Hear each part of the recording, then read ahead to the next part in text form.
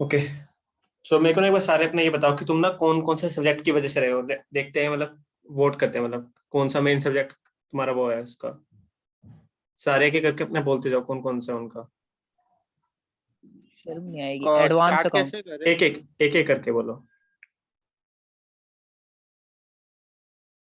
अमन तुम स्टार्ट कर दो। अमन का एक मतलब लाइन वाइज करते हैं। अमन, कशिश, मंथन, फिर मुदित, साहिल, साक्षी। हेलो। हाँ, यस।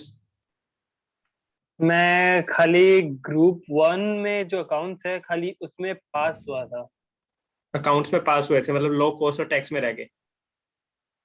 नहीं, मैंने दोनों ही ग्रुप में दिया था, सो बाकी सब में मैं फेल ही था, to be very honest. Okay okay. Hmm. So या कोई नहीं, मतलब वो ऐसे मत समझना, मैं बस जनरली पूछ रहा हूँ। Yes, okay.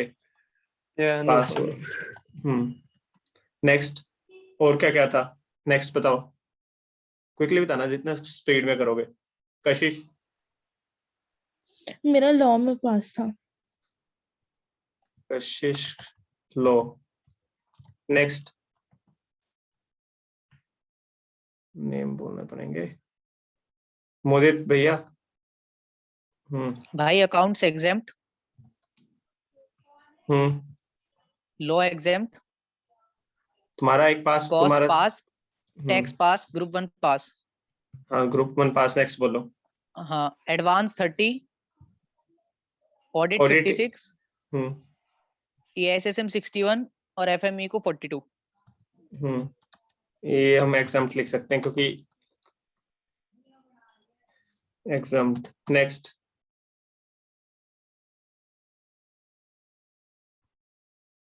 यहाँ पे रह गए थे। बताना पड़ेगा क्या। तुम ही बोल दो, कोई नहीं, साहिल बोल दो। हाँ, मैं लॉ पास सिर्फ, हम्म।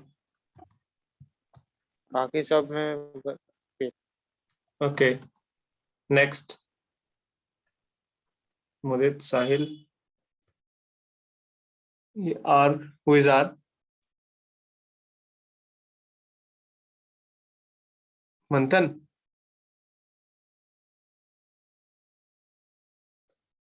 Why to change the name? Sahil done. Nikhil, Sakshi. भैया मेरा ग्रुप 1 तो क्लियर हो गया और ग्रुप 2 में मेरा एडवांस अकाउंट्स में 47 और बाकी में बिलो 40 है। ओके।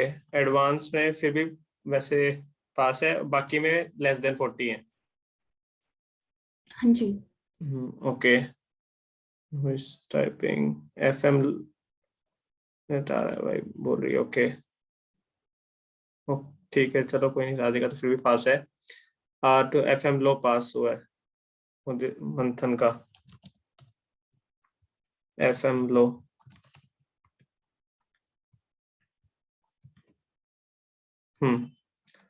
ठीक है, सारे हो गए, कोई रह गया यहाँ पे भी? निखिल। देखते हैं क्राउड किस टाइप का ना यहाँ पे। निखिल क्विकली।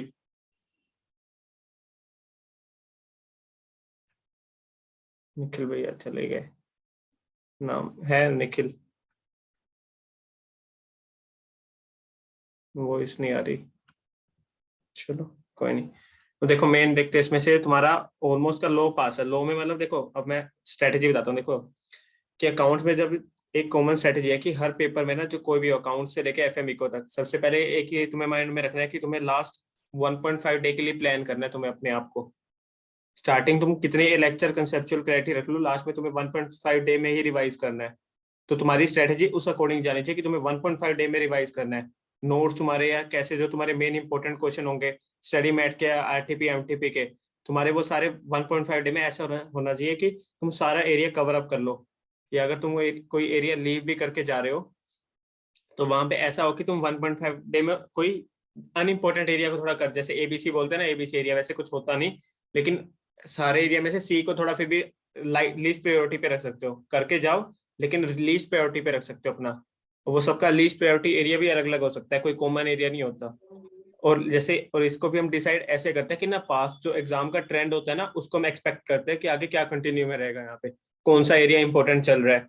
जैसे अकाउंट्स में, अकाउंट्स के AS की बात चले, वहां पे कई बार AS होता है जो कई AS बिल्कुल इंपॉर्टेंट होते हैं, बोरोइंग कॉस्ट, इन्वेस्टमेंट, वो बिल्कुल सेम रहेंगे वहाँ पे। कई बार मतलब क्वेश्चन की वो कर सकते हैं, पीपी का एक क्वेश्चन आएगा वहाँ पे, तो वो अपने एएस को स्ट्रॉन्ग करके रखें हम अपना पार्ट को।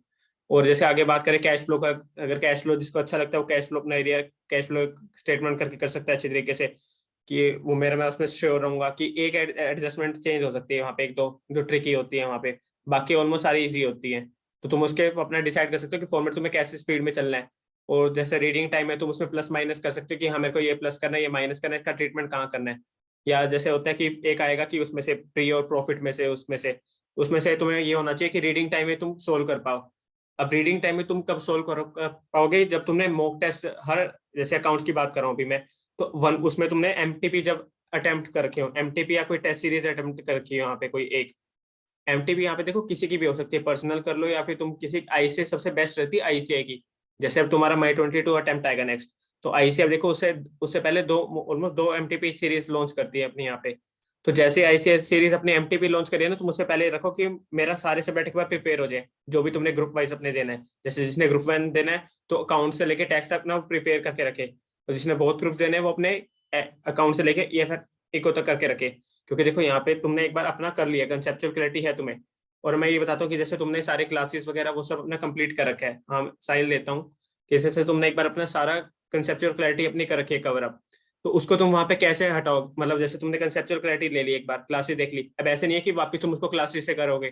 क्लासेस से करोगे ना उतना तुम्हारे पास डबल टाइम जाएगा वहां पे, और क्लासेस से फिर लास्ट में भी तुम्हें सोचो कि मैं क्लासेस ही देखता रहूं बैठ के, या रिवीजन को फास्ट मोड। अब फास्ट मोड में क्या हो सकता है कि कोई तुम्हें पर्टिकुलर टॉपिक को एक बार वापस रिवाइज करना, उसकी तुम देखो। ऐसा ना हो कि कहीं तुम सारी क्वेश्चन की मतलब बैठ के कहीं वापस देख रहे हो, वो सिर्फ टाइम वेस्टेज होगी, उससे ना तुम्हें कोई, उस वक्त तुम्हें कॉन्फिडेंस तुम्हारा इंक्रीज होगा लेकिन लास्ट में कोई कॉन्फिडेंस इंक्रीज नहीं होगा, ये मैं कह सकता हूँ यहाँ पे। उससे खाली तुम्हें on the short term benefit मिलेगा, लेकिन लॉन्ग टर्म आगे जब एग्जाम पॉइंट ऑफ व्यू देखोगे वहां तुम फिर कुछ ना कुछ कर रहे होगे। तो तुम्हारे पास ऐसा होना चाहिए कि तुम स्पीड में बैठ के एक दिन तुमने डिसाइड कर लिया कि दो दो सब्जेक्ट तुम पिक कर सकते हो। और बेस्ट कॉम्बो होता है कि अकाउंट प्रैक्टिकल प्लस थ्योरी, अगर तुम 2 सब्जेक्ट पिक कर रहे हो। अगर कोई बहुत ग्रुप्स वाला है तो वहाँ उसको 3 करने पड़ेंगे, एक ग्रुप 2 में से एक और 2 ग्रुप 1 में से, पहले अपने आप को श्योर कर सकते हैं वहां पे कि उसको दोनों श्योर हो जाए पहले, क्योंकि अकाउंट्स जो ग्रुप 1 है वो एक बाद में भी करेगा वहां पे। तो अपना इनको श्योर करके रखे कि एरिया को कौन कौन सा है। तो एक जैसे एमटीपी हो गया, अब ये हो गया कि, और तुमने जो लेक्चर जैसे पहले देख लिया उनको मैं वापस बोल रहा हूँ, इस चीज को मत करना है यहाँ पे, क्योंकि ये चीज होती है कि तुम ना वापस सारी रिवीजन वीडियो देख रहे होगे, उससे तुम्हें बस शॉर्ट टाइम का बस ये मिलेगा कि हाँ मेरे को ठीक है रिकॉल हो रहा है, रिकॉल हो रहा है, उससे कुछ फायदा नहीं होगा। ये तुम्हें ये ध्यान रखना, जो तुमने नोट्स बनाए हैं उससे तुम रिवाइज करो वापस बैठ के।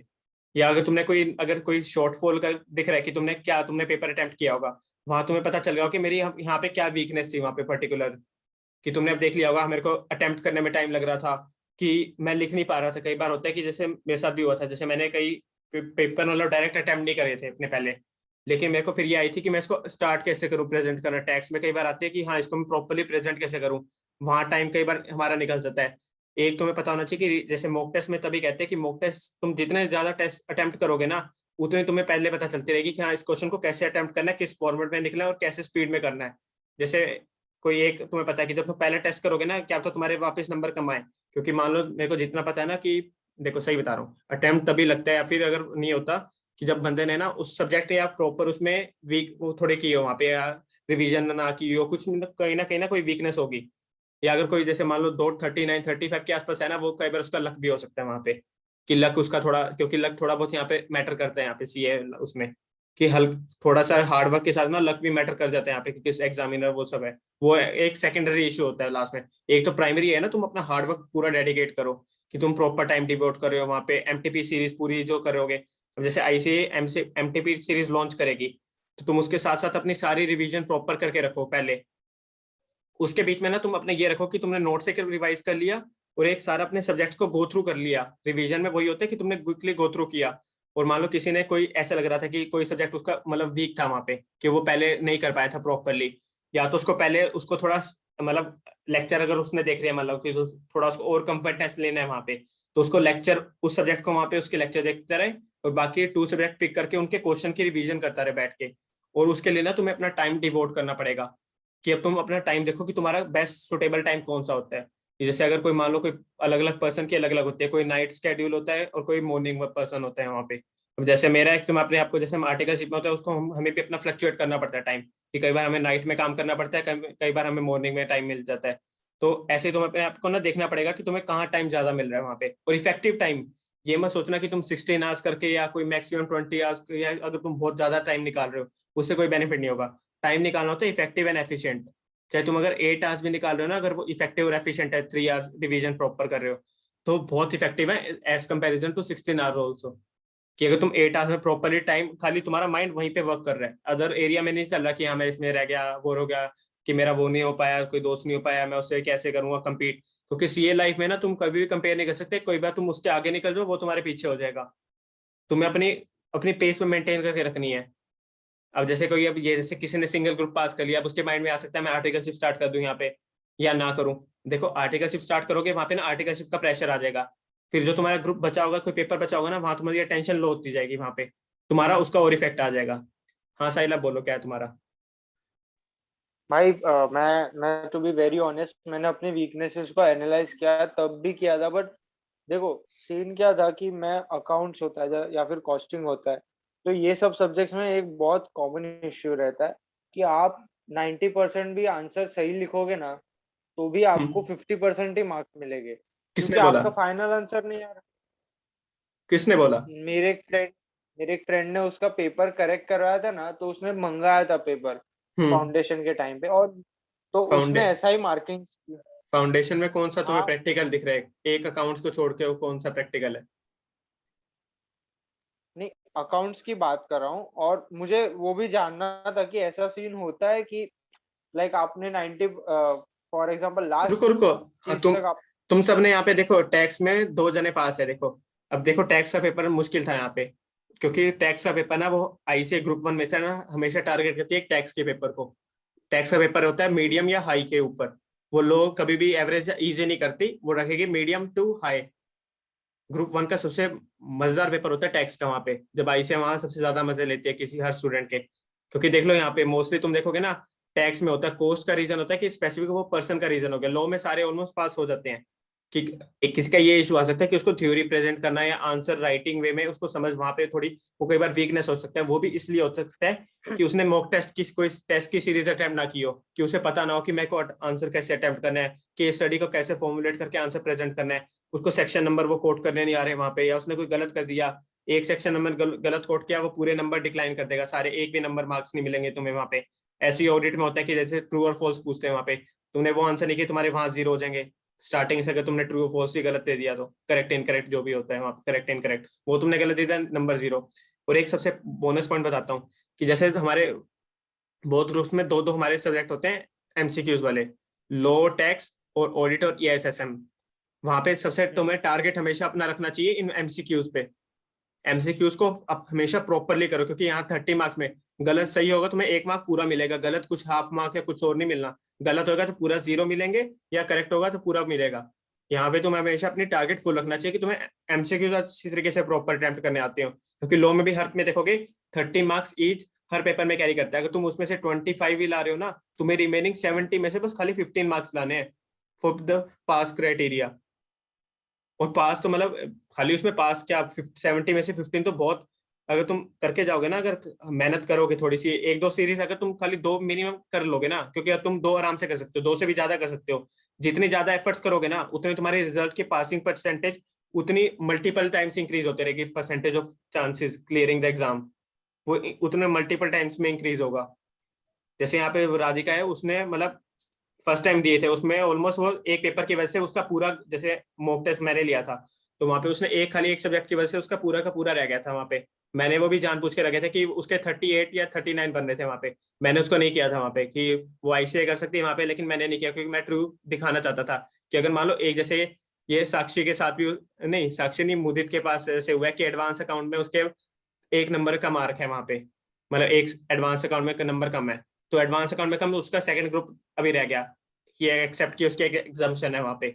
तो ये चीज हो जाती है कि वहां पे अगर एक पेपर रह जाए किसी का, तो वो कई बार ग्रुप ही लटक जाता है वहां पे, मतलब ग्रुप ही मतलब वो आ जाता है। तो उसके लिए तुम्हें बताऊं, हर सब्जेक्ट में अपना ऐसा रखना चाहिए कि सबसे पहले तुम्हारा क्राइटेरिया होना चाहिए कि तुम 40 मार्क्स गैदर कर पाओ।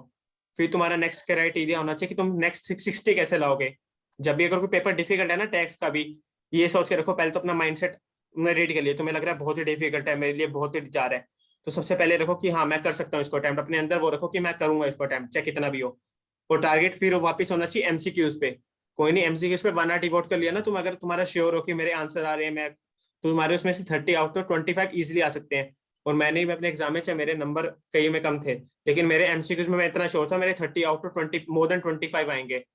अदर का मेरे को पता नहीं, लेकिन मेरे एमसीक्यूज में इतने आएंगे। कोई कर नहीं सकता, क्योंकि मैं, मेरे को पता था मेरे आंसर प्रॉपर थे और मैं टैक्स हर एमसीक्यू में श्योर रहता था। टाइम प्रॉपरली डिवोट होगा। और हमेशा एक चीज और, अपने पेपर कोई भी अटेम्प्ट करे हो ना, तुम्हें जैसे मान लो ये तुम्हें पता है कि तुम्हारा पेपर होगा 100 मार्क्स का, कि एक्सेप्ट अगर कोई एमसीक्यू भी करोगे तो 100 डिवाइड बाय तुम्हारे पास मिलेंगे 180 मिनट्स। तो तुम्हें एक जैसे इसमें होता है कि पॉइंट तुम्हें 1.8 मिनट पर मार्क्स का मिलता है, तुम एक मार्क के लिए 1.8 मिनट डिवोट कर सकते हो वहां पे। तुम उसको वैसे कैसे करोगे वो तुम्हारे ऊपर है वहां पे। अब 180 जैसे 180 मार्क्स का पेपर है, 180 मिनट्स है तुम्हारे पास और 100 मार्क्स है, तो उसके लिए तुम्हें सीधा सा दिख रहा है ना कि एक मिनट के लिए 1.8 मिनट है तुम्हारे पास। तो मान लो अगर ये क्वेश्चन अगर 6 मार्क्स का है तुम्हारे पास यहाँ पे, तो उसके लिए अब तुम्हें कितने चाहिए, 10-11 मिनट तुम लगा सकते हो यहाँ पे मैक्सिमम।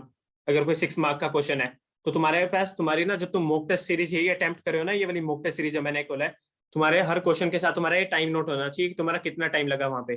तुम अगर टाइम लिखोगे ना कि तुम्हारा कितना टाइम लगा, तब पूरा पेपर एक तो टाइमली सोल्व होगा, कोई पेपर छूटेगा नहीं। और पेपर जो कई बार होता है ना कि लेंथी पेपर आ जाता है, उसका वो छूटता है कि जिसने ये सीरीज ऐसे एमटी पे अपने वो टाइम इवेल्युएट ही नहीं किया कि किस क्वेश्चन को कितना टाइम डिवोट करना है। जैसे मान लो अगर कोई 6 मार्क का क्वेश्चन यही था, तुमने यहाँ पे डिवोट कर दिए 17-18 मिनट्स, तुम देख रहे हो तुम्हारा 8 मिनट्स यहाँ पे चले गए। और 8, अब तो तुम्हें खुद को पता है एक एक मिनट की कितनी वैल्यू होती है पेपर में। 1 मिनट में तुम एक अपना एक एमसीक्यू लास्ट में सोल्व कर सकते हो, कोई एक पार्ट अपना कुछ पूरा प्रेजेंट कर सकते हो फाइनली प्रॉपर के साथ। मेरे साथ हो चुका कि एफएमई को में मेरे एक प्रेजेंटेशन लास्ट में रह गई थी, वो एग्जामिनर ले गया था 10, मेरे को 5 सेकंड और चाहिए थे बस खाली। तो कई बार ये होता है कि लास्ट टाइम हमें याद आता है कि हाँ इसको कैसे प्रेजेंट करना है, इसको कैसे आगे करना है। तो तुम्हें जितना तुम टाइम आगे सेव करके रखोगे ना, लास्ट में तुम्हें उतना प्रॉपर टाइम रिवीजन के साथ तुम, या तो तुम ऐसे कर सकते हो कि अगर तुम साथ साथ कर रहे हो ना तो 10.8 मिनट लेके 1 मिनट और ले लिया, तुम साथ के साथ कर रहे हो कि मैं एक ही बार देखूंगा, इसको रिवाइज करने का टाइम मैं वापस नहीं लूंगा, लेकिन एक बार करूंगा अच्छी तरीके से करूंगा उसको वहां पे, कि अच्छी तरीके से सारे स्टेप्स मेरे को पता है कि हाँ मेरे को ठीक है, तो मैं पूरा श्योर हूँ, मैं इसको वापस नहीं देखना। ये तुम्हारी एक स्ट्रेटेजी सबसे पहले होनी चाहिए कि तुम्हें टाइम डिवोट करना है। और इससे पहले होता है रीडिंग टाइम तुम्हारे पास 15 मिनट्स का।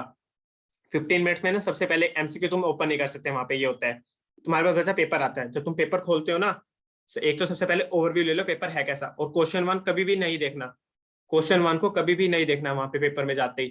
क्वेश्चन 1 देखोगे सबसे डिफिकल्ट, वो कई बार क्वेश्चन 1 को कर देते ताकि अगर कोई अटेम्प्ट करेगा वो ब्लैंक हो जाएगा वहां पे थोड़ा ब्लैंक। तभी क्वेश्चन 1 को हमेशा छोड़ दो क्योंकि वो मैंडेटरी क्वेश्चन है, चाहे तुम करो आता हो चाहे ना आता हो, तुम्हें उसे अटेम्प्ट करना पड़ेगा वहां पे। तुम क्वेश्चन 1 को छोड़ो, रिमेनिंग है तुम्हारे पास 5 क्वेश्चन बचे हैं, उसमें से तुम्हें कर रहे होते हैं 4 अटेम्प्ट। अब 4 अटेम्प्ट में देखो कि तुम्हें तुम्हें कौन सा छोड़ना है, या तुम्हें देखो ऐसा होता है कि कई बार हमें 5 के 5 आ रहे होते हैं, फिर देखो तुम्हें लीस्ट प्रायोरिटी पे कौन सा क्वेश्चन है कि तुम्हें कौन सा छोड़ना है वहां पे, उसको एलिमिनेट कर दिया। अब रिमेनिंग 4 क्वेश्चन है ना, हर पेपर में एक ऐसा क्वेश्चन होता है जिसको तुम पेपर के अंदर सोल्व कर सकते हो। अकाउंट्स की बात करूं, वहां पे होता है प्री पोस्ट का, कि तुम रेशो निकाल ली, सारी अमाउंट्स है उसकी वहां पे एलोकेट कर ली कि किस प्री में कितनी जाएगी, पोस्ट में कितनी जाएगी, तुम्हारा वहीं पे खत्म। मैंने अकाउंट्स के पेपर में ये किया था। मेरे लास्ट के मेरे को 5 मार्क का था ना, तो मैं मैक्सिमम 9 में डिवोट कर सकता हूँ उस क्वेश्चन के लिए। मेरे लास्ट में अकाउंट्स में बहुत कम टाइम हो गया क्योंकि मैं आगे टाइम डिवोट कर चुका था। तो इसका सेट ऑफ का मैंने कैसे लिया, क्योंकि मैं रीडिंग टाइम में वो कर चुका था, 3 मिनट लगे मेरे को खाली सोल्व करने में, वो 5 नंबर का क्वेश्चन 2 से 3 मिनट बस। अमाउंट्स पता थी मेरे को, रेशियो जल्दी से कंप्यूट करके दिखाई वर्किंग नोट्स में, ऊपर पहले वो कर ली मैंने, सारी दिखा दी हाँ कि प्री पोस्ट में कितनी अमाउंट जल्दी जल्दी लिखी स्पीड में, क्योंकि लास्ट में अपनी तुम्हारी स्पीड इंक्रीज हो जाती है इतनी, पेपर में पता चल जाता है हाँ हमारे हाथ तुम्हारे अपने स्पीड में वर्क करते हैं वहां पे, तुम्हारे अपने वो स्पीड में वर्किंग शुरू हो जाएगी। अब ये हो गया। अब लो की स्ट्रेटेजी, जैसे जो एमसीक्यू में वापस कहता हूँ, एमसीक्यू में हमेशा टारगेट रखो तुम्हारे एमसीक्यू वाले पेपर में कि एमसीक्यू तुम्हारे फुलफिल अच्छी तरीके से हो, चाहे मतलब सर्कल तुमने अच्छे तरीके से क्यों, कहीं बाई चांस कोई छोड़ ना दियो। और ये एमसीक्यूज में से 30 मार्क्स होंगे, अगर तुम उसमें से 25 ले आए वापिस, तो तुम्हारे पास 15 मार्क्स लाने हैं। अब 15 मार्क्स में तुम्हें सबसे पहले एग्जामिनर को वो दिखाने हैं जिसमें तुम पूरा कॉन्फिडेंट हो। हाँ कह सकते हो हाँ मैं इसमें पूरे नंबर मेरे को अच्छी तरीके से आते, तो मेरे कहीं भी नंबर नहीं काट सकते इस क्वेश्चन में मेरे, और वो 1-2 क्वेश्चन होते हैं वहाँ पे कहीं ना कहीं कि तुम उसको पूरा अटेम्प्ट कर सकते हो वहाँ पे। तो सबसे पहले उसको वो दिखाओ मेरे को आता है भाई ये क्वेश्चन का अटेम्प्ट करना, मेरे को कैसे करना है। अगर ऐसा कोई क्वेश्चन है जिसमें तुम सेक्शन प्रॉपरली या अच्छे तरीके से कोड कर सकते हो तो वो करो। फिर नेक्स्ट, अब जैसे लो की स्ट्रेटेजी यही रहती है कि तुम अब रिवाइज, अब जैसे एक इसमें होता है रिवीजन कैसे करनी है। अकाउंट्स में होगा कि तुमने अब ऐसे कर सकते हो कि एमटीपी सीरीज अकाउंट्स की ना ये करो, एमटीपी सीरीज उठा लो, एमटीपी आरटीपी अटेम्प्ट करना शुरू कर दो। जितने भी तुम क्वेश्चन अटेम्प्ट कर सकते हो अटेम्प्ट करते जाओ, सारे देखते जाओ, जितनी तुम्हारे पास अवेलेबल है ना। मैक्सिमम ना आरटीपी 18 तक जाओ, मई 18 तक, 2018 तक। लास्ट 2 अटेम्प्ट्स की 3 अटेम्प्ट्स की तो मैंडेटरी बेसिस पे करनी है। लास्ट 3 अटेम्प्ट्स की मैंडेटरी बेसिस पे होनी चाहिए तुम्हारी, हर स्टूडेंट की, हर एग्जाम के लिए, हर पेपर के लिए। आरटीपी एमटीपी, क्योंकि एडवांस अकाउंट में तो सबसे ज्यादा होता है, अगर कोई दे रहा है कि वो वहीं से क्वेश्चन पिकअप करेंगे, अमाउंट्स कुछ वो चेंज कर देंगे। टैक्स में होगा हर बार नया क्वेश्चन बनाएंगे वो, टैक्स में तुम नहीं कर सकते। टैक्स में तुम्हारी कंसेप्चुअल क्लैरिटी पूरी होनी चाहिए कि तुम्हें कैसे आना चाहिए, कि इस आंसर को मेरे को कैसे प्रेजेंट करना है। तुम्हारे उसको ट्रिक्स पता होनी चाहिए कि तुम्हें खुद को कि ये मेरे को कहाँ फंसा सकता है। और टैक्स के पेपर को ना तुम्हें अच्छे तरीके से देखना पड़ता है। कोई एक वर्ड जैसे नॉन रेजिडेंट रेजिडेंट तुम्हें पता है कि तो उससे पूरा आंसर तुम्हारा चेंज हो जाएगा वहां पे। तुम प्रॉपरली हर कंसेप्ट को ये देखो कि ये कैसे यहाँ पे वो होगा। अब नेक्स्ट आया कि कोस्ट को तुम्हें कैसे करना है। यहाँ पे कोस्ट का ऐसा ना होना चाहिए कि कोस्ट को भी तुम सबसे पहले ऐसे कर सकते हो कि आरटीपी एमटीपी से कर लिया। और एक चीज ये करना कि अकाउंट्स और कोस्ट को ना, जो भी प्रैक्टिकल क्वेश्चन प्रैक्टिकल है, सारे बैक क्वेश्चन अटेम्प्ट करना शुरू कर दो अभी से, स्टार्टिंग से, कल से शुरू हो जाओ या आज से ही। बैक क्वेश्चन सारे अटेम्प्ट करना, एक भी क्वेश्चन नहीं छूटना चाहिए बैक क्वेश्चन किसी भी पेपर का। अकाउंट्स, लो, कोस्ट, टैक्स, सारे बैक क्वेश्चन अटेम्प्ट करना शुरू कर दो। बैक के जो थ्योरी, भाई जो ये बैक क्वेश्चन मतलब वो जो थियरी क्वेश्चंस है वो ना? थ्योरी, अगर थ्योरी का पेपर लो, जैसे लो और टैक्स का हो गया, टैक्स में भी थ्योरी चलो टैक्स में कम होती है, लो में होगी जैसे, तो लो में भी लास्ट के क्वेश्चन में होते हैं ना प्रैक्टिकल मॉड्यूल के एंड होने पे। और हमेशा मॉड्यूल पिक करना, किसी का स्टडी मैट वो मत देखना। अगर किसी ने अगर बाई चांस अपने पिछले में किया है, उसको पता है कि मैं उसमें कर सकता हूँ तो उससे करो। अदरवाइज स्टडी मैट के बैक क्वेश्चन तो जरूर करने हैं उसने। स्टडी मैट के बैक हाँ क्वेश्चन, वो एक एक क्वेश्चन तुम्हारा सोल्व होना चाहिए कि तुम्हें पता हो कैसा है, उसके बाद सीधा हेलो। जंप करना। Yes yes yes. अरे मैं वहाँ मुझे पूछना था कि जैसे टैक्स में मेरा जैसे कुछ पार्ट्स ऐसा है कि मेरे को बहुत इश्यूज हो रहे हैं, लाइक ये 5 हेड्स का जो एक सीजी है और एक पीजीबीपी, लाइक उसके टर्म्स याद नहीं, तो उसको मेमोराइज की कोई ट्रिक्स है आपके पास, लाइक कैसे देखो मैं मेमोराइज करें? देखो मैं ना उसके लिए मेमोराइज करने की ट्रिक्स नहीं होती, तुम्हें उसके ना कुछ चार्ट तुम्हारे पास होने चाहिए वहाँ पे कंसेप्चुअल, कि तुम उसे ना डेली बेस पे रिवाइज कर सको अपने चार्ट से। ये चार्ट या फिर नोट्स तुम्हारे होंगे। जैसे मैंने एक बार अपने टैक्स करवाई थी, जो भी मेरे से करा था, तो मैं उसको कहता था कि इन टाइप को कैसे तुम्हें शॉर्ट में करना है। राधिका यहाँ पे है क्या? ऐसे नहीं होगी बनाना, मुझे को भी पता है। जैसे हमने ना चार्ट, मैंने कहा था कि चार्ट्स बना के चलना रिवीजन में। टैक्स में हमेशा अगर तुम्हारे पास चार्ट्स होंगे ना, तुम्हारे पास लास्ट में बहुत इजी हो जाता है टैक्स को वो करना, और इजिली कवर अप करना पूरे 1.5 डे में। तुम उसको टैक्स को 2-3 बार कवर अप कर सकते हो कि तुम्हारे पास एडिक्वेट चार्ट्स और वो नोट्स उसके पास हैं तो। लेकिन इसको बनाने में बहुत टाइम लगता है, अगर तुम अभी करोगे तो नहीं कर पाओगे, मतलब टाइम लगेगा उसमें। सिंगल ग्रुप है, भाई सिंगल। मुझे ये पूछना था। हाँ हाँ बोलो बोलो। एक बार ना उसको टैक्स वाला कर देता हूँ, क्योंकि ग्रुप 1 वाला कवर हो जाएगा। अब टैक्स में यही होता है कि जैसे 30 मार्क्स होते हैं ना, उसमें भी वो बहुत ट्रिकी क्वेश्चन करते हैं। और जैसे तुम रिवीजन का कह रही थी ना कि तुम्हें कोई पर्टिकुलर चैप्टर या कोई वो उसमें दिक्कत आ रही है यस सर, कुछ, यस हाँ यस यस। जैसे तुमने कहा था कि पीजीबीपी और कैपिटल गेन में आ रही है, एक ये काम करो कि उसके क्वेश्चन अटेम्प्ट करना स्टार्ट कर दो सबसे। तुम्हें है। उसका ना डर तुम्हें तभी जाएगा जब तुम्हें उसके क्वेश्चन आने चाहिए, मतलब क्वेश्चन तुम अटेम्प्ट कर पा रही हो। इलस्ट्रेशन मॉड्यूल में ना बहुत enough illustration and question given है उन चैप्टर्स में। एक एक इलस्ट्रेशन गो थ्रू करना स्टार्ट ठीक करो कि हाँ इन्होंने कैसे कर रखा है, तुम्हें ना अपने आप रिकॉल होने लग जाएंगी। डेली बेस पे देखती रहो। ठीक है। बहुत कम, अगर तुम गो थ्रू करोगे ना एक डे में, 1 डे में तुम एक चैप्टर के पूरे इलस्ट्रेशन नोट्स को कवर अप कर सकती हो। और अगर तुम नोट्स ओके मांगोगी ना, अगर तुम नोट्स मांगोगी, मैंने अपने बना रखे हैं, मैं शेयर कर सकता हूँ, लेकिन उसको थोड़ा ना, हाँ क्योंकि मैंने प्लीज, अपने थैंक यू। मैंने ना उसको बस ये हो सकता है कि जैसे मैंने उसको ना अपने अटेम्प्ट के लिए बनाए थे, जैसे नवंबर 20 में, तो थोड़ी ना वैसे इतनी मेजर अमेंडमेंट्स नहीं है कि जैसे, चेंजेस। हाँ बस वो थोड़ी ना वो कर लेना अपनी, वहां थोड़ी मेहनत देख लेना। और तुम्हें इसका ये बेनिफिट हाँ मिलेगा ठीक कि है। जो इसका, हाँ इसका तुम्हें ये बेनिफिट मिलेगा कि जो चेंजेस है ना तुम उसको अच्छी तरीके से करके जाना वहां पे, क्योंकि वहां से वो पूछ सकते हाँ हैं। ठीक है ठीक। मैं ना ओके नोट्स, ओके ओके। मैं और दोनों के ना और एक हम्म, चीज बस पूछनी थी मुझे कि इसमें हम्म, जो अमेंडमेंट्स है, बहुत लाइक नवंबर के टाइम हम लोगों को बताया गया था, अभी के अमेंडमेंट्स मुझे ना ऐसे मिल नहीं रहे और समझ नहीं आ रहे, तो फिर उसमें बहुत मेजर अमेंडमेंट्स है लॉ और टैक्स में। नहीं नहीं, जीएसटी में आते रहते हैं अमेंडमेंट्स, उसमें थोड़े हो सकता है कि कई रूल हट गए, क्योंकि जीएसटी में भी बहुत चल रहे हैं। तुम नेक्स्ट अटेम्प्ट जाओगे उसमें फिर चेंजेस हो जाएंगे जीएसटी में। टैक्स डीटी में बहुत कम है, डीटी में बहुत ही मिनिमम 1-2 सेक्शन टीडीएस के एड अप किए उन्होंने। मेन उनके पास टीडीएस है, तुम्हारे अच्छा जो हाँ अगर हाँ। बाकी तुम्हारा ठीक है। और उसमें सेम है। बीएससी का आईटीसी का, आईटीसी में हाँ जैसे 42 बस वो 43 हट गया था, हाँ वो जैसे अभी वापस ऐड ऑन हो गया है। नहीं वो तो हट ही गया, बल्कि बल्कि अब तुम्हारे अटेम्प्ट के अच्छा लिए ठीक शायद है। 5% वाला एप्लीकेबल होगा कि तुम 5% का इन एलिजिबल आईटी वो हाँ इनवॉइसेस हाँ, का ले सकते हो। वो पता है, वो अब तुम ठीक है। नेक्स्ट अटेम्प्ट में ओके जाओगे ओके, ना, थैंक यू। हाँ अगर तुम नेक्स्ट अटेम्प्ट में जाओगे 5% भी हट चुका है। अच्छा, मतलब नेक्स्ट मई के लिए कौन सा एप्लीकेबल है फिर? 5% 5 वाला ही वाला, ना? हाँ। हाँ हाँ हाँ, ठीक है ठीक अगर है। कोई नेक्स्ट में जाता है, मैं वो कह रहा हूँ कि टैक्स जीएसटी में बहुत अमेंडमेंट चल रहे हैं अभी भी। तुम जाओगे हाँ, अब ये उसमें होते रहते हैं। डीटी में, अगर तुम डीटी में बहुत मिनिमम वो है, उसमें इजीली कवर अप है वो तो बहुत ही। मतलब मैं नोट शेयर ओके कर ओके दूंगा, ओके। अगर किसी को ना पर्टिकुलर चैप्टर के अगर नोट्स मांगने हो, मैंने हर सब्जेक्ट के बना रखे थे, तो मैं वो शेयर कर सकता हूँ। Okay okay, thank you.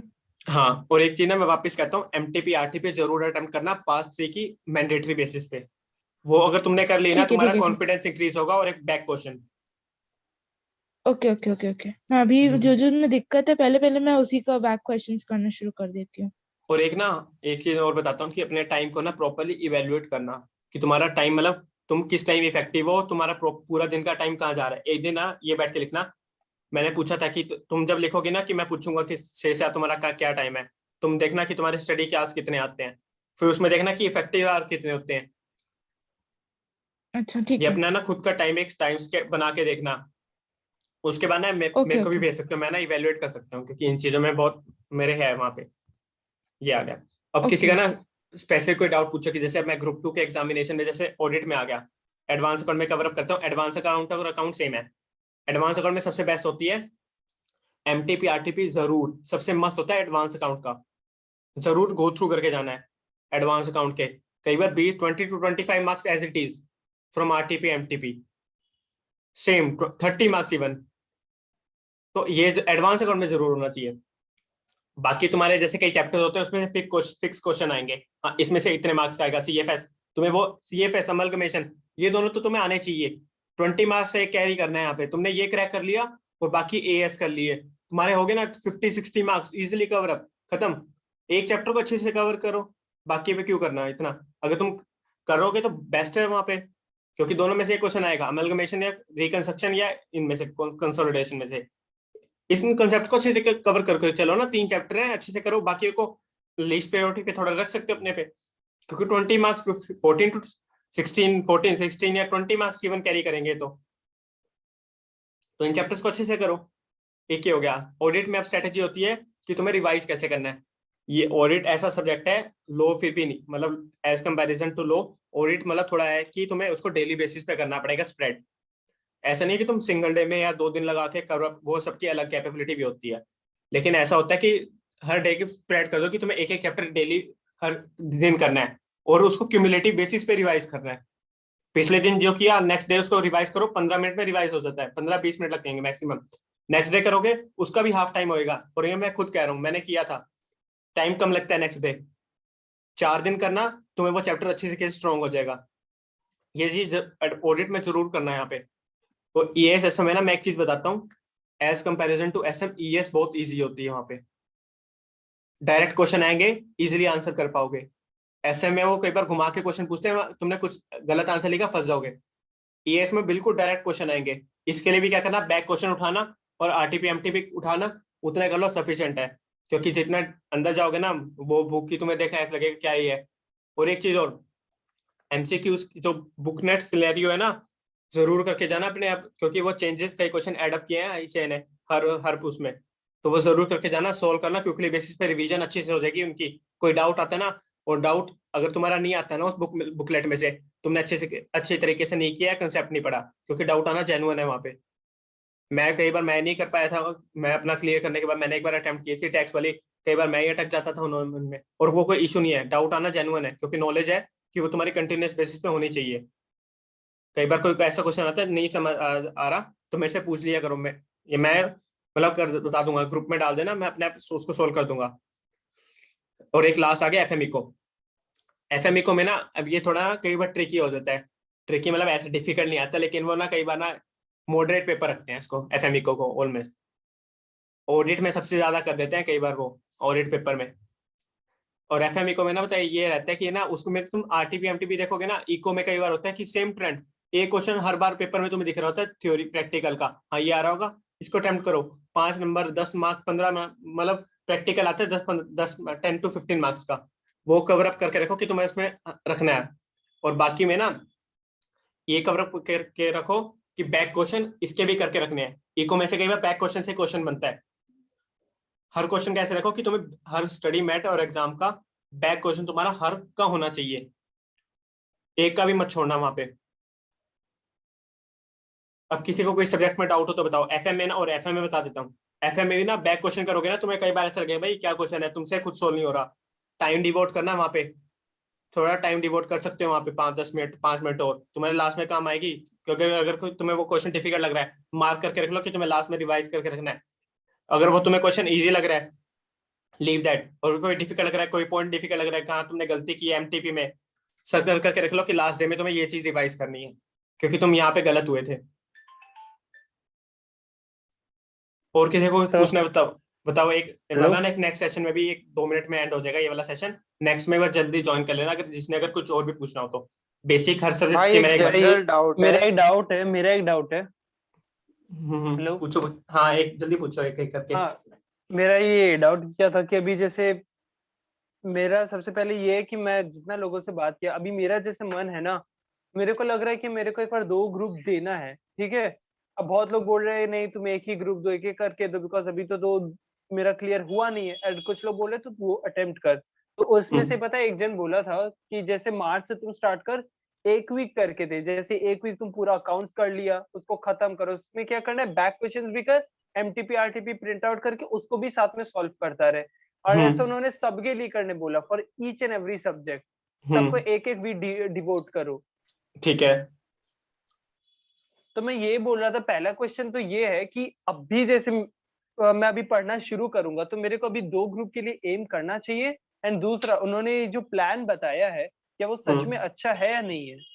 देखो मैं बताता हूँ, जो तुमने पहली चीज बोली ना कि तुम्हें बोथ ग्रुप्स पे जाना चाहिए, मेरे को ये जल्दी से बताओ क्लासेस देखी है कि नहीं देखी अभी तक कोई सब्जेक्ट की? मैंने देखा तो सब है, लेकिन बस जैसे कि टैक्स है, टैक्स का मैं नहीं नहीं, video second group advance account से लेके एफएम इको तक, मेरा ईआईएसएम का रह गया था। मतलब क्लासेस पूरी कर रखी है सबकी? ईआईएसएम का मेरा रह गया था, मैं उसका रिवीजन वीडियोस और सब चार्ट्स और करके गया था, तो मेरा 32 आया था उसमें, वो भी मतलब एक दिन तुमने पहले मैं किया था। मतलब तुमने एक बार कर रखा है ना ग्रुप 2, मतलब एक बार पूरा? हाँ, ऐसे करके रख, मैं क्या बोल रहा हूँ भैया, ईआईएसएम है ना, मैंने वीडियोस नहीं देखा था, मैंने बस एक दिन पहले उसका खाली सारा रिवीजन वीडियोस और मेरे अलग अलग एक टीचर के चार्ट्स आए हुए थे, तो उसमें से पढ़ पढ़ के नहीं दिया था, नहीं, तो 32 आया था ऐसे। ऐसे तुम्हें ईएसएसएम को टक करने में टाइम लग जाएगा, फिर एक ग्रुप एक पेपर लटका फिर कहीं उस पे इफेक्ट आ जाएगा अदर ग्रुप्स के उस पे, और उस ग्रुप 2 पे इफेक्ट आएगा, ग्रुप 1 पे ना आ जाए, तो बेटर है कि तुम ग्रुप 1 ही अच्छे तरीके से फोकस करो कि तुम ग्रुप 1 क्लियर कर जाओ, तो अच्छा। सबसे बेटर है। और जो तुम कह रहे थे ना कि वो डिपेंड करता है एक तो, लेकिन उसमें ना जैसे तुम